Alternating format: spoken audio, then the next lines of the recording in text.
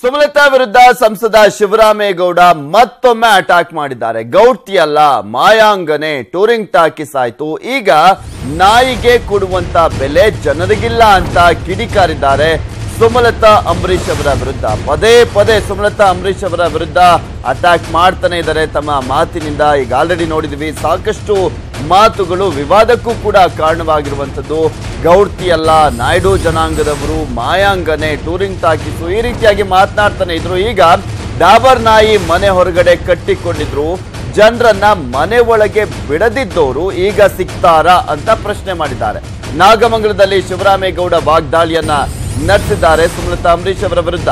ಈಗ ಮಂಡ್ಯ ಉದ್ಧಾರ ಮಾಡ್ತೀವಿ ಅಂತ ಬಂದಿದ್ದಾರೆ. ಅವರೆಲ್ಲ ಏಪ್ರಿಲ್ 18ರವರೆಗೆ ಮಾತ್ರ ಕ್ಷೇತ್ರಕ್ಕೆ ಬರ್ತಾರೆ, ಆಮೇಲೆ ಟೂರಿಂಗ್ ಟಾಕೀಸ್ ಜಾಗ ಖಾಲಿ ಆಗುತ್ತೆ ಅಂತ ಮತ್ತೊಮ್ಮೆ ಮಾತನಾಡಿದ್ದಾರೆ ಸುಮಲತಾ ಅಂಬರೀಶ್ ಅವರ ವಿರುದ್ಧ. ಪದೇ ಪದೇ ಅವರನ್ನ ಚುಚ್ಚುವಂತ ಮಾತುಗಳನ್ನ ಆಡ್ತಾ ಇದ್ದಾರೆ ಶಿವರಾಮೇಗೌಡರು, ಹಾಲಿ ಮಂಡ್ಯದ ಸಂಸದರು.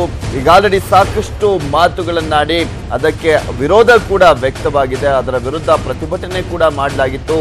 ಈಗ ಮತ್ತೊಮ್ಮೆ ಮಾತನಾಡಿದ್ದಾರೆ ಶಿವರಾಮೇಗೌಡರು. ಪದೇ ಪದೇ ಸುಮಲತಾ ಅಂಬರೀಶ್ ಅವರನ್ನ ಟಾರ್ಗೆಟ್ ಮಾಡಿ ಮಾತಾಡ್ತಾ ಇದ್ದಾರೆ.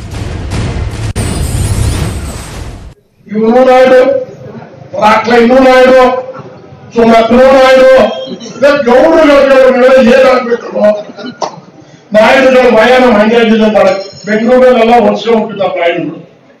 ಇಡೀ ಬೆಂಗಳೂರಿನ ಹಣಕಾಸಿನ ರಿಯಲ್ ಎಸ್ಟೇಟ್ ಆವರಿಸಿಕೊಂಡಿರ್ತಕ್ಕಂಥವ್ರು ತೆಲುಗು ನಾಯ್ಡು ಮತ್ತು ತಮಿಳು ನಾಯ್ಡುಗಳು.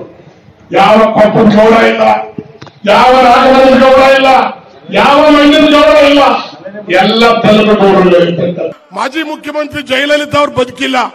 ಜಯಲಲಿತಾ ಅವರನ್ನ ಮೀರಿಸ್ತಕ್ಕಂಥ ಮಾಯಾಂಗನೆಯಾಗಿ ಇವತ್ತು ಹೋರಾಟ ಮಾಡ್ತಾ ಇದ್ದಾರೆ.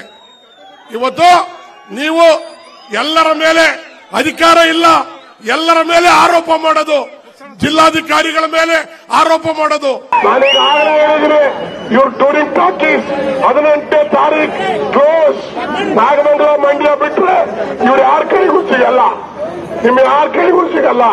ಡಾಬರ್ ನಾಯ ಹೊರಗಡೆ ಕಟ್ಕೊಂಡು ಜನನೇ ಬಿಡದೇ ಇರೋ ಜನ. ಈಗ ಅವರು ನಿಮ್ಮನ್ನೆಲ್ಲ ಉದ್ಧಾರ ಮಾಡಲ್ಲ, ಇದನ್ನ ಯೋಚನೆ ಮಾಡಿ. ಇದೆಲ್ಲದರ ಬಗ್ಗೆ ಸಂಪೂರ್ಣವಾದಂತಹ ಮಾಹಿತಿಯನ್ನ ನೀಡ್ತಾರೆ ನಮ್ಮ ಪ್ರತಿನಿಧಿ ಆನಂದ್. ನೇರ ಸಂಪರ್ಕದಲ್ಲಿ ಜಾಯ್ನ್ ಆಗ್ತಾ ಇದ್ದಾರೆ. ಎಸ್ ಆನಂದ್, ಮಂಡ್ಯದ ಸಂಸದರಾಗಿರುವಂತಹ ಶಿವರಾಮೇಗೌಡರು ಪದೇ ಪದೇ ಸುಮಲತಾ ಅಂಬರೀಶ್ ಅವರ ವಿರುದ್ಧ ವಾಗ್ದಾಳಿಯನ್ನ ನಡೆಸ್ತಾನೆ ಇದ್ದಾರೆ, ಅದು ಮುಂದುವರೆದಿದೆ.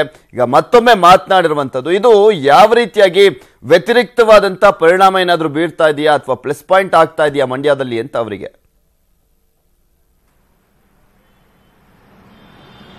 ಎಸ್ ಪೃಥ್ವಿ, ಏನು ಸುಮಲತಾ ಗೌಡ್ತಿ ಎಲ್ಲ ನಾಯ್ಡು ಅಂತ ಹೇಳುವ ಮೂಲಕ ಅಟ್ಯಾಕ್ ಮಾಡಿದರು. ಆನಂತರ ಜಯಲಲಿತಾರನ್ನು ಮೀರಿಸುವಂಥ ಮಾಯಂಗನೆ ಅಂತ ಕೂಡ ಹೇಳಿದರು.